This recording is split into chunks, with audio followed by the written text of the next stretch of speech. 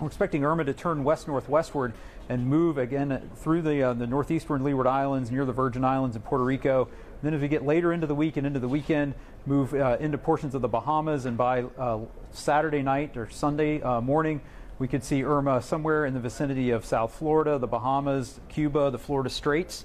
As a major hurricane, we're expecting Irma to maintain Category 4 intensity all throughout the next 5 days. As Irma moves west-northwestward and we get into the weekend, we're expecting a northward turn at some point, and that timing and details of that turn are going to be very important to who sees the direct impacts of the storm. That turn could occur and take the center up off the west coast of Florida, up the Florida Peninsula, or along the East Coast, and that'll have very different impacts for folks in those parts of the peninsula. And so we'll just have to wait for the details of that turn to come into focus later in the week.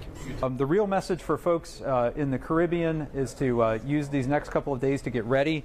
In terms of when you want to be ready, in the southeastern Bahamas, Turks and Caicos, you want to be ready by Thursday, because after Thursday you could see tropical storm force winds arrive. For the northwestern Bahamas, much of Cuba would be Friday, and that also includes the Florida Keys, much of the southern Florida Peninsula. And you want to be ready by Saturday as you get up into central and north Florida. That would be when the tropical storm force winds would arrive after that time.